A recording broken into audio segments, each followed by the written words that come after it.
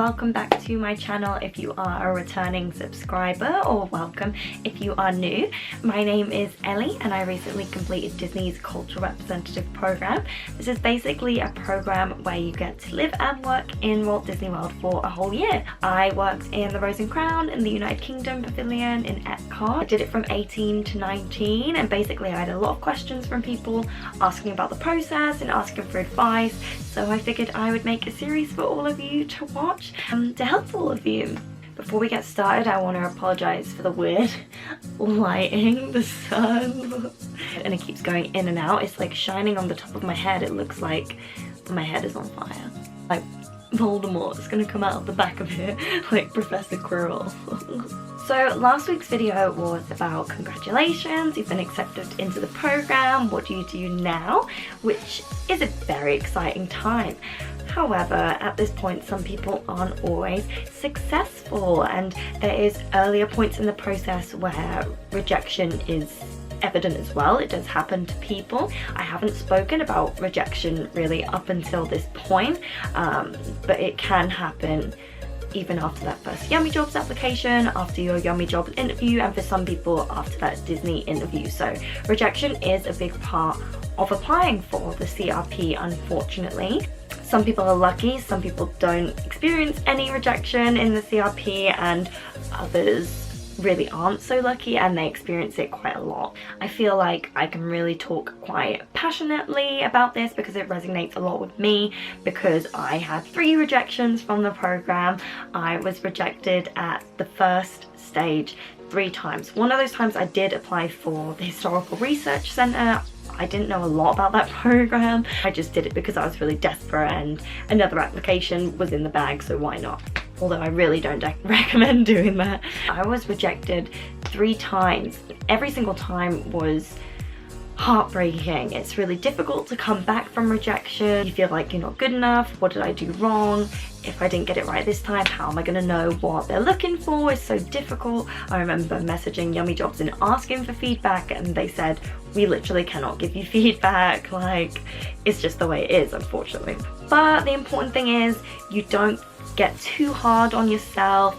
You need to use this as a time of reflection and to go through your application step by step, word by word, and work out what you think Disney are looking for. Now, this can be really difficult because you've already done this. You've already thought about what Disney are looking for, and what you've put in your application supposedly is wrong. Think about your wording, check your spelling mistakes, just keep going. Go back to those videos that I posted about your CV, cover letter. Think about all those things again, unfortunately, and it's going to feel a bit soul destroying and a bit repetitive, but it's the only way you're going to get your application to that point. However, it is okay to cry. It's okay to have a couple of weeks, a month, however long you need to process this information. It's exhausting when you've put so much into this and nothing's come out of it, especially when it's something that you want quite bad. It's not fun. It's not. I can't even sit here and pretend that getting rejected was a fun time for me, because it wasn't, and it won't be for you either, especially if you want something as much as I wanted this. But like I said, now is the time to have a different outlook. Look back on your application and look at how you presented yourself. Think about how Yummy Jobs or Disney or whatever are looking at you.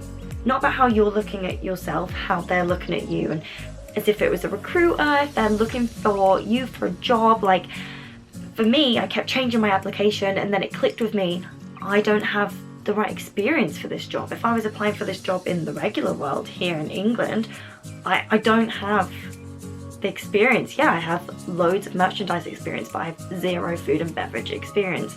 And in my application, I'm like, yeah, I'd love to try, I'd love to give it a go, but there must have been hundreds of other people who are like, I have years of food and beverage experience. Who are they going to pick at the end of the day? They're going to pick the person with more experience because they know that you can do a better job. Yeah, you might be able to do a better job as well, but statistically and on paper, they're going to perform better as a cast member than you with no experience. So I went out and I got food and beverage experience. As soon as I had that on my CV, I was then offered an interview. So I highly believe that was my process and what happened with me, but whether that'll happen with all of you, I honestly don't know, but I always just recommend to people having that food and beverage and merchandise experience if you can have both. Obviously, for me, it was a lot simpler time, I would say. Applications used to open twice a year, once in January and once in the summer. So for me, I had a short amount of time in between applications, so I felt like I was working towards it and it was a lot closer, whereas a whole year is a long time. And then if it's another year until you actually get to go out to Florida, that can be a really long and draining process if you keep getting rejected. So I was very lucky, and that did keep me very motivated, because I think the whole thing was about 2 years, not even that, about a year and a half. Another thing you can do, and I've mentioned this a million times over, is get help from other people. Speak to your peers, speak to your parents. My dad would always read through mine, even for silly things like spelling mistakes. Go to your managers in your current job, ask them to look at your application as if they wanted to hire you, as if you were applying for a job in that workplace. I always think that's a good way to get brutally honest feedback. And I'm really not sure how Yummy Jobs choose which applications they'd like to invite to an interview. I've heard a million different ways of how they do it, and I don't know what to believe. I don't know what is true. I prefer kind of not knowing, I think. And that's why it's important that you do persevere, because it could be something as silly as they see your name twice in a row and they're like, oh, this person really wants it. They haven't just applied on a whim. Seeing your name more than once is something that might stand out to Yummy Jobs, so that is really important that you do persevere and you keep going back for more. At this point in the application, so I'm now talking about after the Disney interview, not after the Yummy Jobs application, you do have the option of being waitlisted. Now, being waitlisted is sometimes worse than rejection, because you can be on the waitlist for up to a year, and then if they don't have a spot for you, that's it. You go off the waitlist and you have to start the application process all over again. Now, this is very draining, because obviously you're so close. They kind of want you, but they don't really have the space for you. So it's really difficult to know what to do next and what to do with your time, because it's not like you can work on your application. It's basically just waiting to see if somebody drops out or a place just miraculously appears for you.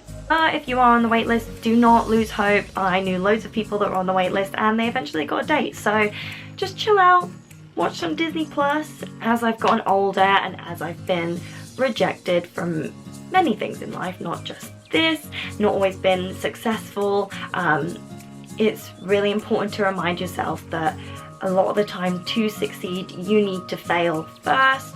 You learn from your failure, you come back bigger and better, and you can project the best version of your application or yourself that you've been working on a lot longer than something you just chucked in at Yummy Jobs last minute. So now is a really good time to use as reflection to work on that application, to make it 10 out of 10 and know that you put in everything to that application and you won't look back and regret it. Thank you so much for watching. If you have any questions, any suggestions, please either put it in the comments below or message me on Instagram. It's just going to be at Ellie Brown. Remember to like, comment and subscribe, and I'll see you guys next week.